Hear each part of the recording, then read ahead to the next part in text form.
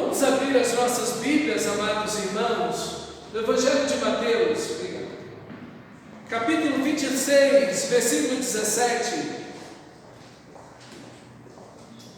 Evangelho de Mateus, nosso capítulo 26, versículo 17 ao 31. Nós estamos a uma semana da Páscoa e estamos exatamente nesse texto maravilhoso em que o Senhor vai celebrar a última Páscoa junto com os seus discípulos.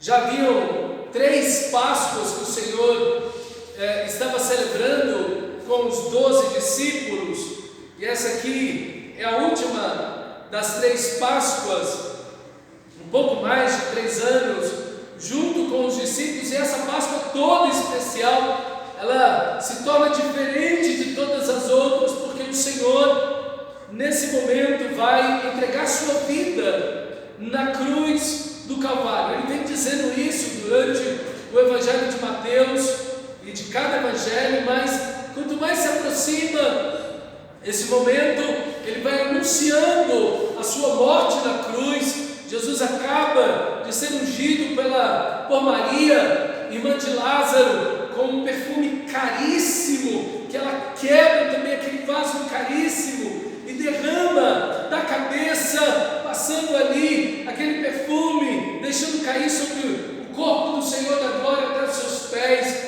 E então Jesus disse: essa mulher fez o que era correto, ela preparou-me para o para o sepultamento. Então, tudo indica, tudo aponta para esse momento maravilhoso da morte e ressurreição do nosso Senhor. Versículo 17 diz assim: no primeiro dia da festa dos pães sem fermento, os discípulos vieram a Jesus e lhe perguntaram: onde quer que façamos os preparativos para que o Senhor possa comer a Páscoa?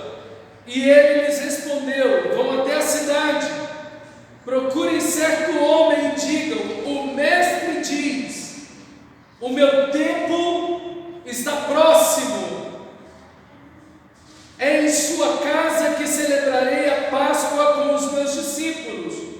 E eles fizeram como Jesus lhes havia ordenado e prepararam a Páscoa. A Páscoa é a principal festa do povo de Israel, é a festa mais importante, é a festa mais significativa, abria o ano judaico, era a festa que iniciava o ano da nação de Israel, e era uma quinta-feira, exatamente como hoje, só que era de manhã, e era o primeiro dia da festa. E então os discípulos chegam até Jesus e perguntam: Senhor, estamos aqui em Jerusalém e precisamos preparar a Páscoa, onde o Senhor quer celebrar a Páscoa? E aí então outro evangelho vai dizer que Jesus diz: olha, vão até a porta da cidade, vocês vão encontrar um homem carregando um cântaro. Quem fazia isso eram as mulheres, e então seria muito facilmente descoberto esse homem carregando um cântaro com água. E aí então o Senhor da glória fala que é na casa desse homem que seria a Páscoa, essa última Páscoa celebrada. Nós sabemos na casa, provavelmente, de quem é feita essa Páscoa, provavelmente na casa de João Marcos, que tem por mãe Maria, uma Maria, né? Porque tem muitas Marias na Bíblia. A mãe dele chama-se Maria, e João Marcos é o que escreve o Evangelho de Marcos. Ele é aquele rapaz que está observando Jesus no Getsêmani, porque os discípulos estão dormindo, os discípulos estão tomados de sono, e apenas existe alguém enxergando Jesus, ouvindo sua oração e vendo Jesus suar grandes gotas de sangue. Então, nós temos aí uma testemunha ocular, e a festa então da Páscoa provavelmente é celebrada na casa dele, e também provavelmente família que acolhia Jesus e que tinha aí uma centralidade muito bonita na igreja primitiva.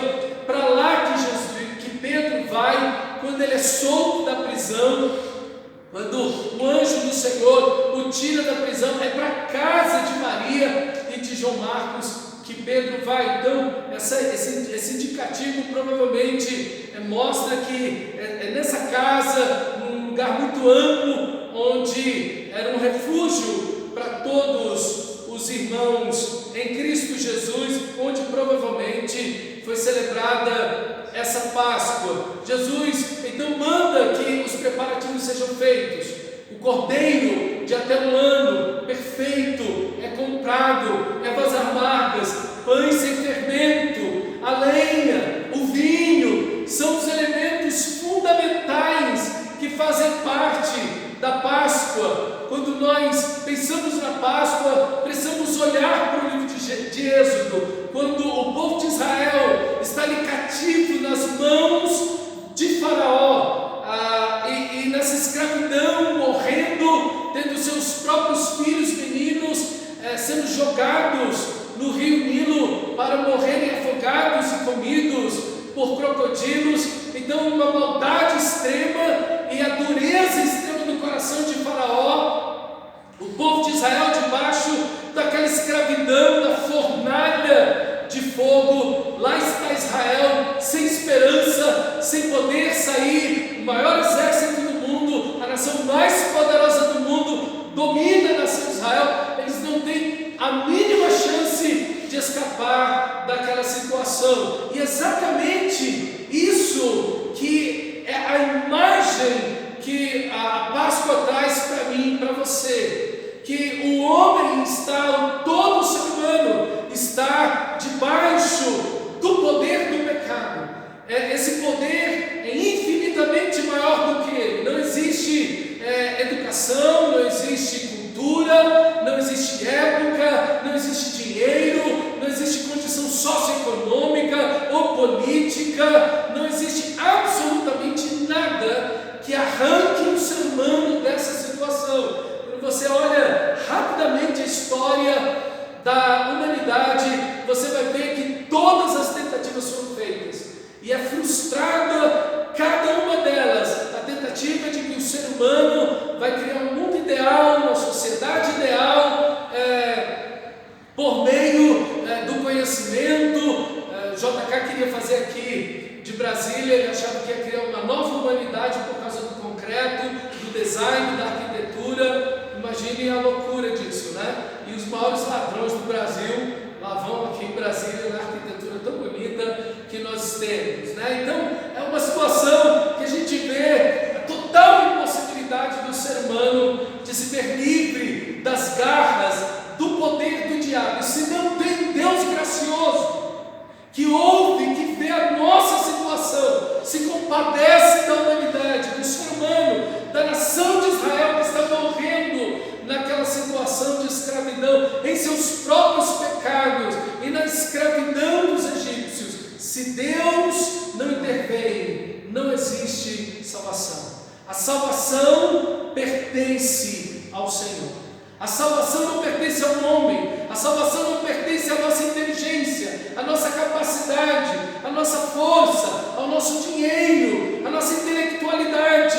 Não, nada pode salvar o ser humano, a não ser o próprio Deus. Então, a Páscoa tem como mensagem central a libertação do povo de Israel do Egito. 10 pragas são derramadas sobre os egípcios. Cada uma dessas pragas atinge um deus egípcio. Os egípcios, eles eram animistas, eles adoravam a natureza, eles adoravam os animais, eles adoravam as plantas, eles adoravam o sol, eles adoravam o rio. E Deus, um a um, em cada praga, atinge um deus deles. Um dos principais deuses egípcios, o Nilo, é atingido diretamente naquela praga. E o Nilo então morre, o Nilo sangra e tudo que nele apodrece. Eles adoravam o sapo, o piolho, eles adoravam as rãs, eles adoravam os crocodilos, eles adoravam tudo o que existia Deus vai atingindo, vai pegando cada um daqueles que eles achavam que eram seus deuses e vai virando contra eles mesmos para mostrar. E aqui está o tema central do livro de Êxodo: eu sou o Eterno. Eu sou Yahweh, ou Javé. Eu sou o Eterno. Antes de mim nada existiu. Depois de mim nada haverá. O Eterno, aquele que é o primeiro e o último. E só pode haver um Eterno. Não podem haver dois Eternos. Só pode haver um Eterno. Aquele que dá início a tudo, aquele que é antes de todas as coisas. Esse é o Senhor. Quando Deus se revela para Moisés na sarça, ele diz: eu sou o Senhor, eu sou o Eterno, eu sou o que sou. Essa é a expressão que Deus usa: eu sou o que sou, que significa eu sou o Eterno. A Páscoa revela Deus.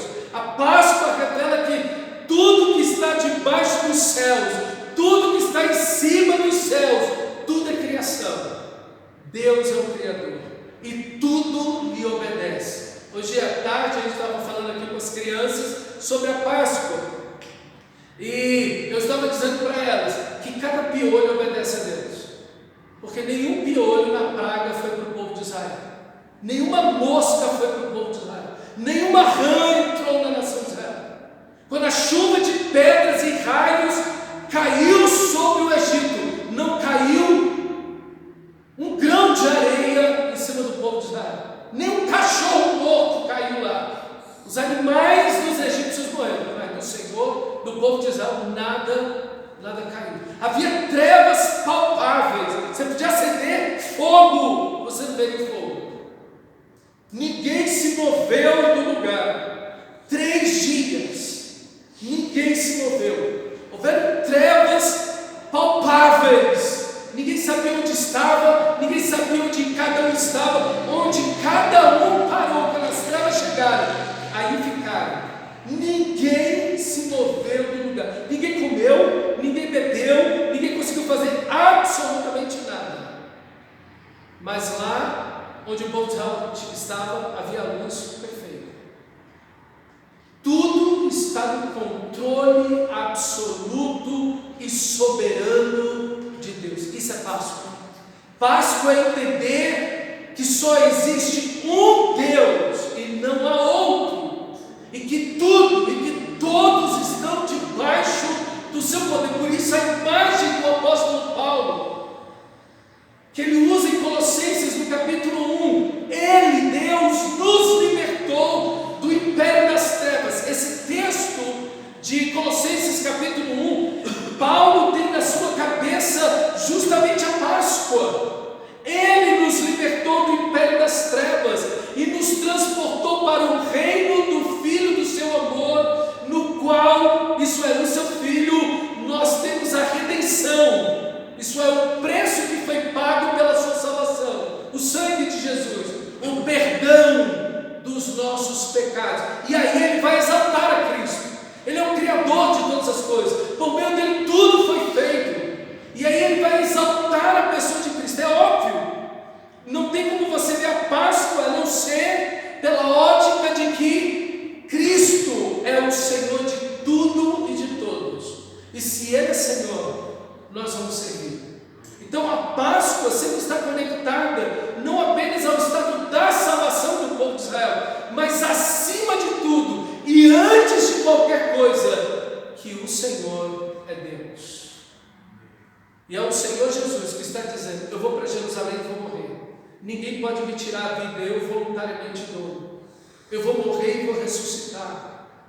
Ele está sendo mostrado do começo do livro de Mateus, do Evangelho de Mateus, que os demônios se submetem a Ele, as enfermidades se submetem a Ele, a natureza se submete a Ele. Ele é o Senhor absoluto de tudo que existe. A tempestade lhe obedece, como obedeceu Deus em Êxodo. Ele anda sobre as águas. Tudo está sob o seu controle e o seu domínio. E é Ele que reina absoluto. E essa festa foi justamente feita para mostrar que Deus vai libertar o seu povo. E a palavra Páscoa, o Pessar do hebraico, significa pular ou passar por cima. Deus passou por cima das casas onde havia o sangue do cordeiro nas portas. Ele não atingiu, ele poupou, diz o texto sagrado, ele poupou a família onde estava o sangue do cordeiro. Pegava esse cordeiro de até um ano, sacrificava o cordeiro, pegava o sangue, passava nos umbrais da porta da casa, e o anjo da morte, à meia-noite, quando viesse, olhando o sangue, então a Páscoa aconteceria. Deus passaria por cima daquela família, não atingiria o primogênito daquela família, o filho mais velho daquela família. Então, meu irmão, aqui está o Evangelho inteiro. Nessa celebração maravilhosa, Deus passou por cima de você e atingiu Jesus naquela cruz. Ele esmagou Jesus naquela cruz e passou por cima de você. Ele não atingiu você. Por quê? Por causa do sangue do cordeiro. Porque o cordeiro de Deus foi sacrificado naquela cruz. O juízo de Deus não atinge você. Não atinge você. E tudo é graça. Porque quando você olha o livro de Êxodo, o restante do livro de Êxodo, você vai ver que o povo de Israel é tão pecador quanto, e o povo de Israel é mais duro do que Faraó. Porque vendo todas aquelas pragas, Faraó se endurece.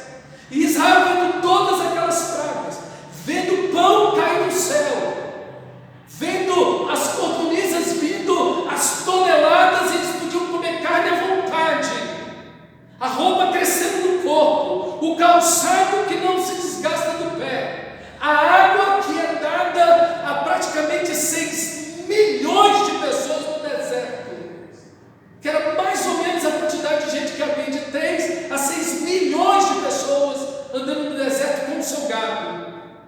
Aquele povo ainda rebelde contra o Senhor. Eles são mais duros que os egípcios, eles são mais duros do que Faraó, porque eles experimentam a bondade de Deus, mas não se arrependem. Eles veem o juízo de Deus, mas não se arrependem. Veja, a Páscoa está para todos. Se um egípcio pegasse e disse: nossa, 9 pragas já passaram, e agora vem a 10ª praga, você acha que Deus não vai fazer? Ele fez as 9, você acha que ele vai fazer a 10ª? Eu vou passar o sangue da minha mão. E todo aquele egípcio de outra nação, o povo de Israel, qualquer um que tivesse sobre a sua casa o sangue do cordeiro, o anjo da morte não entraria. A graça de Deus está estendida a todos, a todos. Que Deus bondoso, que Deus gracioso, que Deus misericordioso. Ele avisa que a praga virá, ele avisa o que deve ser feito para que a morte não te atinja. Veja a graça, a misericórdia, a bondade de Deus em tudo isso. Então, meu amado irmão, a Páscoa tem como, em primeiro indicativo, a grandeza, a majestade, a soberania de Deus. E então, esse Deus Salvador, esse Deus libertador, esse Deus remidor, que liberta, não agora do cativeiro do Egito, mas do maior cativeiro que pode existir, do pecado, da destruição, das trevas. E a Páscoa aponta para o Cordeiro de Deus, que tira o pecado do mundo. Eis o Cordeiro de Deus, disse João Batista, eis o Cordeiro de Deus, que tira o pecado do mundo. Isso é Páscoa, e é isso que você deve viver, é isso que você deve ensinar para os seus filhos, netos, sobrinhos, irmãos. É isso que você deve ensinar para a sua família. A grandeza, a bondade, a majestade de Deus, e esse Deus Salvador, que salva o pecador através do sangue de Jesus. amados irmãos, é Páscoa. E o Senhor Jesus celebra a Páscoa. Nós não podemos desviar os olhos, nem os nossos, nem da nossa família, e acima de tudo das crianças, da Páscoa, do Cordeiro de Deus, da morte e ressurreição de Jesus. Meu irmão, anuncie a graça de Deus, anuncie o amor de Deus, viva isso em sua vida e anuncie isso para a glória de Deus. É pecado implantar na criança, na cabeça da criança, essa ideia da Páscoa, que é ovo de chocolate, é coelhinho. É pecado, pastor? Sim. Sim. Pode haver pecado maior que desviar o coração de alguém de Cristo? O único que pode te salvar é Jesus. O único que pode salvar aquela criança é Jesus. E você vai e desvia o olhar daquela criança para outro lugar. É pecado? Tem pecado maior do que isso? Meus irmãos, essa responsabilidade é nossa. Acho lindo o texto. O povo de Israel não iria explicar a Páscoa, eles iam fazer a Páscoa. E a criança pequena está vendo aquele movimento dentro de casa. A mãe comprando ervas amargas, pão sem fermento. Gente, só come pão com fermento aqui em casa praticamente. E a lenha, e o pai pegando o cordeiro e matando o cordeiro, assando para botar para assar o cordeiro. E aquela coisa não tem nada a ver com peixe. É assar o cordeiro que as escrituras mandam. E a criança está ali olhando, 4, 5 anos de idade. Que negócio é esse? E o papai está na porta da casa. Meu Deus, o que meu pai está fazendo? Ele está botando sangue na porta da casa. Mas o que está acontecendo? Você está botando sangue do almoço ali? Que é isso? Por que você está fazendo isso? Ele disse, meu filho, essa é a Páscoa do Senhor. Está vendo? Deus se antecipa. Ele disse, quando seu filho perguntar, você vai explicar para ele o que é esse ritual que vocês estão fazendo. Êxodo, capítulo 12, está escrito isso. Você vai explicar para essa criança o que é que você está fazendo. Deus quer ser o Deus do seu filho, do seu neto, do seu bisneto, do seu sobrinho, do seu irmão. Não prive as crianças do Evangelho. Não prive as crianças do Evangelho. Mostre para elas Cristo na cruz crucificado, meu amado irmão. Isso é Páscoa. Páscoa é isso. Esse momento maravilhoso que Deus liberta o seu povo do pecado, da idolatria. A nação egípcia era totalmente idólatra, meu irmão. Totalmente idólatra. Adorava todos os seres existentes. Adorava Faraó. Adorava os bichos. Eram animistas. E o povo de Israel estava sofrendo o quê? A idolatria. A idolatria, irmãos, quando ela se instala, o ser humano perde o valor. É uma das características da idolatria. Quando o meu carro, eu adoro o meu carro, e alguém vai lá e arranha o meu carro, ou eu bato o meu carro, ou a criança come em cima do carro, eu estou disposto a passar por cima de qualquer um por causa do carro. O mais importante é o carro do que o indivíduo. Quando eu adoro o dinheiro, o valor está no dinheiro, não está na pessoa. A idolatria tira o valor do ser humano. A idolatria põe o poder na coisa e não em Deus. E era justamente o que o povo de Israel estava vivendo. O Egito não queria a verdade de Deus, então criou sua própria verdade. E na verdade, no relativismo egípcio, as crianças não tinham valor. Não, pode jogar no rio. É justificável. É justificável para o nosso benefício, para o nosso bem-estar, para andarmos bem como sociedade e nação. Não, esses meninos aqui são perigo para a gente. Pode jogar no rio. Não, para o meu bem-estar. Eu quero abortar. E qual o problema? O corpo é meu. Eu faço o que eu quero. É para o meu bem-estar. Então eu mudo a verdade de Deus e crio uma verdade para mim. O aborto é legal. A guerra é justificável. A violência é justificável. A imoralidade é justificável. Tudo é justificável. Isso é idolatria. E quando você vê esse mundo em caos que nós estamos vivendo, isso é resultado de uma coisa, a idolatria. Por isso que quando Deus arranca o povo de Israel de lá, antes ele tem que mostrar quem é o Senhor. Para romper o ciclo da idolatria. Para dizer, não existe nada aqui que é Deus. Eu não sou Deus, você não é Deus, o faraó não é Deus, os bichos, as coisas não são Deus, só existe um Deus. Ele é o Senhor, Ele é o Eterno. E nós vamos viver segundo a sua vontade. Deus tira o povo de Israel de lá, atravessa o povo de Israel, batiza o povo de Israel no Mar Vermelho, como diz o apóstolo Paulo em Corinto.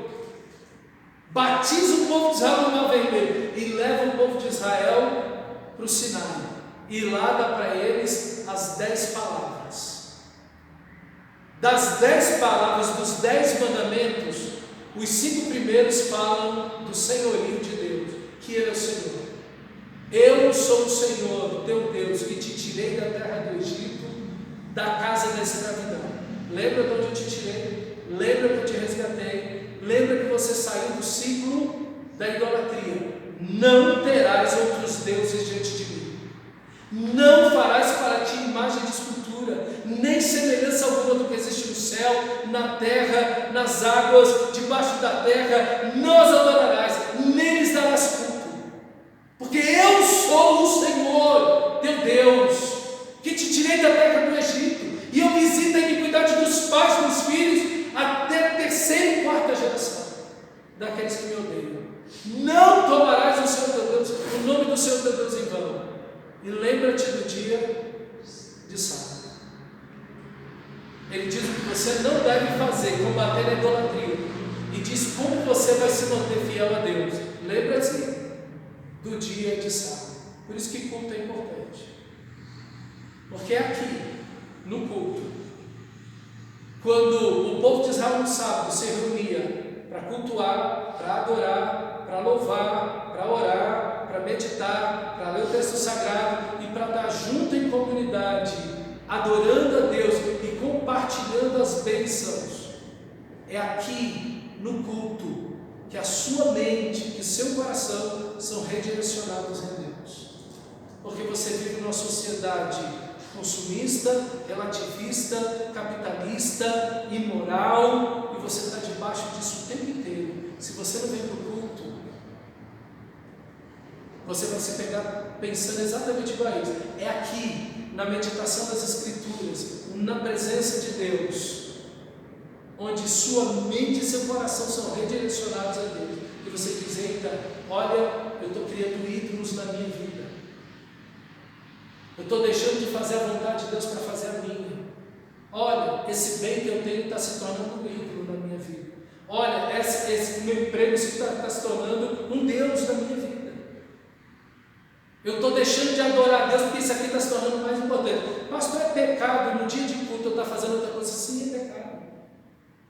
Porque sua mente não vai ser orientada em Deus, na palavra de Deus, se você, no lugar de estar no culto quinta-feira, ou domingo, ou deixando de fazer o seu devocional, você está fazendo qualquer outra coisa. Daqui a pouco você está pensando igual mundano, vivendo igual mundano e agindo igual mundano. Por quê? Porque não tem o redirecionamento da sua vida nas Escrituras Sagradas. É no culto, é na sua vida devocional, que a sua mente e seu coração são redirecionados em Deus. Meu irmão, o sábado, que é a vida de salvação em Cristo, que é todo dia a vida de oração, de adoração, de leitura da palavra, que não podemos abrir mão do culto, da oração, da adoração. Aqui nós estamos. Por isso que o combate aqui é da idolatria e também uma vida voltada para Deus.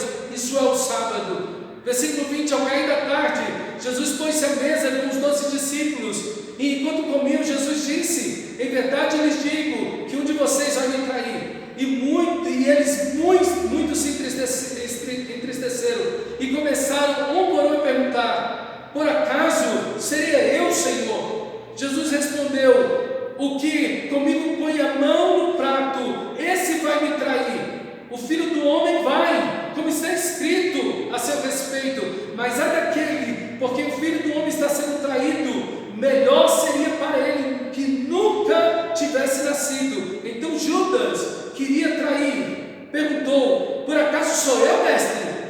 Jesus respondeu: você acabou de dizer isso. Meus irmãos, o que me espanta em Judas, e essas festas deveriam ser uma felicidade, é uma celebração, é uma festa. Você deveria estar feliz, esfuziante, contando a libertação, a bênção, o livramento. Conhecemos o único Deus verdadeiro, servimos unicamente ao Deus verdadeiro. Ele venceu o Egito, a maior nação do mundo, o maior exército do mundo, a nação mais rica e poderosa do mundo. O Senhor venceu. O Senhor tem cuidado de nós por milênios e tem dirigido as nossas vidas. Estamos esperando o Messias dele chegar, uma festa maravilhosa, uma celebração linda. Mas aqui está um tom pesado que o próprio Senhor Jesus traz para a festa. E ele diz: um de vocês vai me trair. Quem é? Aquele que tem parte comigo, que tem intimidade comigo, que senta à mesa comigo, que come do mesmo prato que eu. Temos um prato em comum. Nós sentamos 12 aqui em torno desse prato, e todo mundo pega um punhado com a mão e vai comendo em comunidade. É um desses que tem a minha intimidade, tem o meu carinho, tem o meu amor, tem o meu respeito. Judas está andando com Deus. Judas está andando com o Senhor há quase 4 anos. E ele tem a capacidade de trair Jesus. Tem bebido da bondade, tem visto os milagres, ouvido as escrituras sagradas, entendido o reino, visto o reino com seus próprios olhos, mas está sendo infiel a Deus, está roubando ao Senhor, está traindo ao Senhor. E Jesus diz: eu vou para a cruz. Judas não precisava trair Jesus para ele ir para a cruz. A Escritura diz que isso vai acontecer no Salmo 40, versículo 9: aquele que é meu amigo íntimo levantou contra mim o seu calcanhar. Isso já estava escrito, era uma profecia que se cumpre. Jesus ia entregar a vida dele na cruz e Judas não precisava trair, não precisava disso. Mas Judas prefere viver a idolatria, amar o dinheiro, amar o poder, amar os prazeres e negar a Jesus. Ele trocou Jesus por 30 moedas de prata. Meus irmãos, ele não desfrutou daquilo. E é justamente a mentira do pecado para você. Você vai ser feliz no pecado. Você vai ter prazeres no pecado. Você vai se realizar no pecado. Você sendo fiel a Deus, olha, viva a sua vida. Você só tem essa vida. Aproveite dela o máximo. Deus vai entender. Se você não for fiel a Ele, Deus vai entender. Não tem problema. Judas está, meus irmãos, e olha como isso é uma realidade. Quem se entrega à idolatria, e caso aqui de Judas, ao dinheiro, aos prazeres e ao poder, que é o que o dinheiro produz, quem se entrega a isso, como ele se entregou, a única coisa que resta é a própria destruição. Ele destruiu sua própria vida, perdeu a Cristo, e já está há mais de 2000 anos no inferno, e vai estar lá por toda a eternidade. Veja como isso é sério. Veja o tom que Jesus dá no seu próprio texto, suas próprias palavras. O Filho, versículo 24: o Filho do Homem vai, como está escrito a seu respeito. Mas ai daquele por quem o Filho do Homem está sendo traído, melhor seria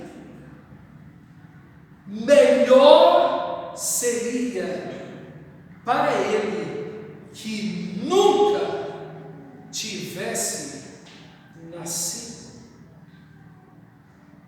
O aborto seria melhor para ele.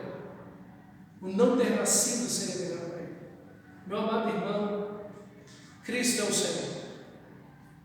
Ele é o Senhor. E nós temos aqui diante de nós Palavras do próprio Senhor Jesus. Páscoa, irmãos, é libertação. Páscoa indica que Cristo é o Senhor. Não caia na idolatria. Não se volte contra Deus.